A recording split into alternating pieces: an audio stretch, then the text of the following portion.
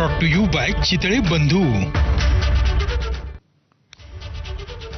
आताच्या घडीची एक अतिशय मोठी बातमी आपण बघणार आहोत। मंत्री धनंजय मुंडे हे घरगुती हिंसाचार प्रकरणामध्ये दोषी त्यांना ठरवण्यात आलेला आहे। मंत्री धनंजय मुंडे यांना घरगुती हिंसाचार प्रकरणात दोषी ठरवण्यात आले।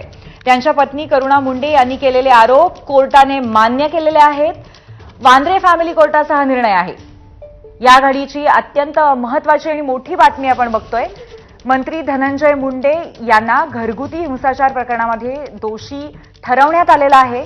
त्यांच्या पत्नी करुणा मुंडे यांनी केलेले आरोप कोर्टाने मान्य केलेले आहेत। वांद्रे फॅमिली कोर्टाने हा निर्णय दिलेला आहे। तसंच करुणा मुंडेंना दरमहा 2 लाखांची पोटगी देण्याचे आदेश सुद्धा जारी करण्यात आलेले आहेत।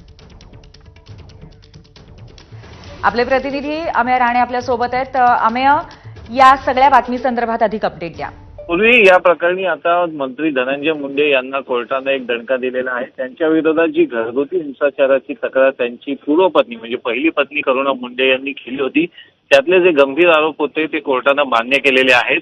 आणि या आरोपांनंतर जी सुनावणी झाली त्याचा निकाल जो आहे तो नुकताच जाहीर करण्यात आला आणि वांद्रे फॅमिली कोर्ट कुटुंब न्यायालयानं या प्रकरणी धनंजय मुंडे यांना दोषी ठरवत यात त्यांचे जे आरोप होते करुणा मुंडेंनी केलेले ते स्वीकारलेले आहेत आणि पोटगी म्हणून करुणा मुंडे यांना दरमहा 2 लाखाच्या आसपासची रक्कम अदा करण्याचे निर्देश जे आहेत ते मंत्री महोदयांना दिलेले आहेत।